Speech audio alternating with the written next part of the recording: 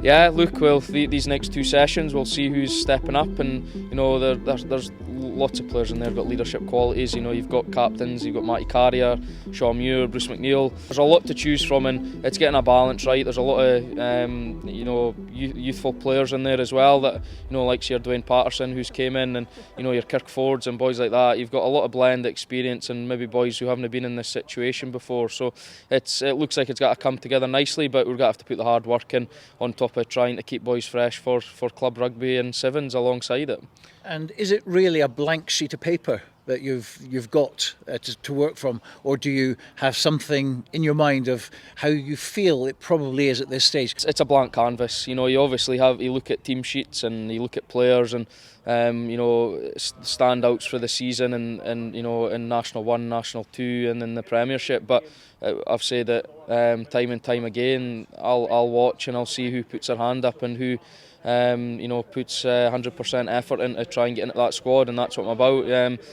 These players due an opportunity to showcase what they can do. It's the first time for a while we've been able to get this sort of squad together, and the end goal is to push for Club International in the start of next year. So there's a lot of boys in there who'll be keen to represent the South. And of course, for the first time, Musselburgh are involved. Yeah, and I think it just obviously moving with the times. Academies are obviously linked up, but the Musselburgh boys have jumped in straight away, and part of what we're trying to do. And obviously Shaky, the backs coach, is assistant coach at Musselburgh. So look, it's not about shutting them off. We'll give them an opportunity. They've got a lot of quality players in there. So again, putting their hand in the ring to get selected.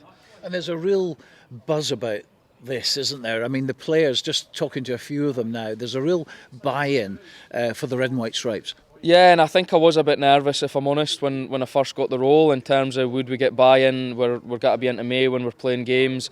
Like the Hoyt boys have still got a cup final to play, so it was could we get buy-in and how would we get buy-in. And straight away, once we started with the approach that we made, asking players, and when we started getting responses, we thought actually we're onto something here. And even tonight they're all zoned in, and they're keen to get that jersey on. And a lot of these boys haven't been there in the past. I think there's only a couple like Bruce, Sean, Luke Petty, these sort of players that have played in the last South game. So it's a new influx, and the key thing for us is keeping this squad together for going into the inter-district, which will be around Christmas, January time next season. So we're building now, and hopefully it is here to stay now, and it's not going to be that we play it 1 year and it's off for 3 years, because these players deserve to be in the limelight at times and put themselves for it for getting a Club International cap. And of course the clubs wanted the inter-district back, and it's not ideal the way it is at the moment with the two games, etc., but I think there's a real willingness, really, I suppose, to get this on a more permanent footing, and I think it will.